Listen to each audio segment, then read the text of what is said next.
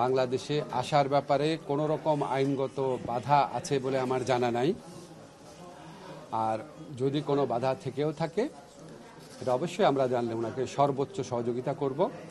ওনার নিরাপত্তার ব্যাপারে আমরা সর্বোচ্চ সহযোগিতা করব। আর আমার মনে হয় যে আমি নিজে বিশ্বাস করি কোনটা উপযুক্ত সময় এটা সবচেয়ে ভালোভাবে নির্ধারণের ক্ষমতা ওনার রয়েছে। উনি যেটা উপযুক্ত সময় সেই সময় দেশে আসবেন বলে আমি বিশ্বাস করি। আর সেকেন্ড একটা কথা হচ্ছে যে ধরেন আমাদের অনেকে ধরনের মন্তব্য করে থাকি যে উনি কেন আসছেন না, এই সমস্ত প্রশ্ন তুলি। আমার কাছে এই সমস্ত প্রশ্ন তোলা খুব অরুচিকর মনে হয়।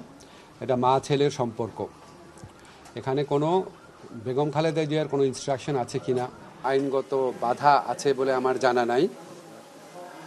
আর যদি কোনো বাধা থেকেও থাকে এটা অবশ্যই আমরা জানলে ওনাকে সর্বোচ্চ সহযোগিতা করব। ওনার নিরাপত্তার ব্যাপারে আমরা সর্বোচ্চ সহযোগিতা করব। আর আমার মনে হয় যে আমি নিজে বিশ্বাস করি কোনটা উপযুক্ত সময় এটা সবচেয়ে ভালোভাবে নির্ধারণের ক্ষমতা ওনার রয়েছে। উনি যেটা উপযুক্ত সময় সেই সময় দেশে আসবেন বলে আমি বিশ্বাস করি। আর সেকেন্ড একটা কথা হচ্ছে যে ধরেন আমাদের অনেকে ধরনের মন্তব্য করে থাকি যে উনি কেন আসছেন না, এই সমস্ত প্রশ্ন তুলি। আমার কাছে এই সমস্ত প্রশ্ন তোলা খুব অরুচিকর মনে হয়। এটা মা ছেলের সম্পর্ক, এখানে কোনো বেগম খালেদা জিয়ার কোনো ইনস্ট্রাকশন আছে কিনা বা এখানে ব্যক্তিগতভাবে তারেক রহমানের কোনো রকম চিন্তা আছে কিনা সেটা তো প্রিজাজ করার বা সেটার ব্যাপারে কমেন্ট করার আমার কাছে রুচিকর মনে হয় না।